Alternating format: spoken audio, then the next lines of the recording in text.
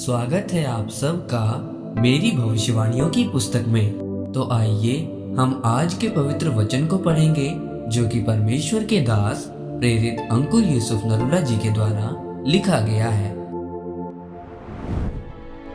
आशीष के चिन्ह चुनौतियां, जैसा कि मत्ती की पुस्तक अध्याय 4 उसकी 1 और 2 आयत में लिखा है, तब आत्मा यीशु को जंगल में ले गया ताकि इब्लीस से उसकी परीक्षा हो। वो 40 दिन और 40 रात निराहार रहा, तब उसे भूख लगी। मेरे प्रियो, आपने सड़क पर कई स्पीड ब्रेकर देखे होंगे।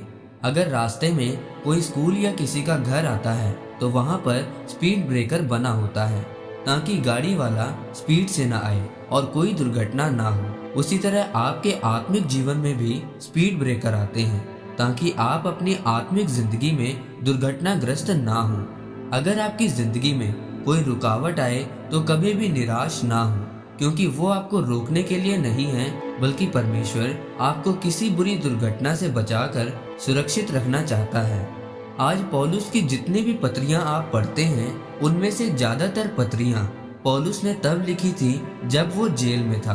बाइबल बताती है कि पौलुस सुसमाचार सुनाने में और कलीसियाओं को बनाने में बहुत ज्यादा व्यस्त था। अगर वो जेल में ना जाता तो वह इतनी सारी पत्रियां कभी न लिख पाता और आज पूरी दुनिया उसकी पत्रियों के द्वारा आशीषित न हो पाती। पौलुस का जेल जाना एक स्पीड ब्रेकर था। अगर पौलुस आत्मिक इंसान ना होता तो वो परमेश्वर से बोलता कि परमेश्वर, जेल में रहने से कोई फायदा नहीं है। देख, मैं दुनिया को कितना सुसमाचार सुनाता हूँ और बड़े बड़े चमत्कार करके दुनिया को तेरे बारे में बताता हूँ।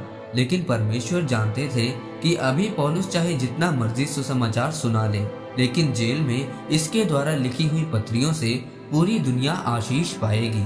आज आप पौलुस की पत्रियों को पढ़कर इसलिए आशीषित होते हैं क्योंकि किसी समय परमेश्वर ने पौलुस को जेल में बिठाकर उसके द्वारा पत्रियां लिखवाई थी।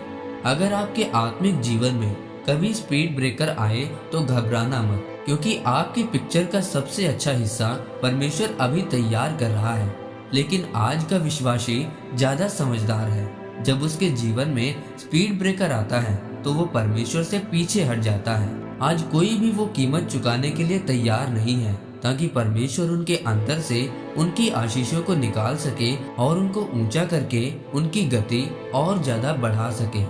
बाइबल में लिखा है कि जब प्रभु यीशु मसीह ने बपतिस्मा लिया तो आत्मा ने जबरदस्ती प्रभु यीशु मसीह को जंगल में भेजा ताकि शैतान के द्वारा उनकी परीक्षा हो सके।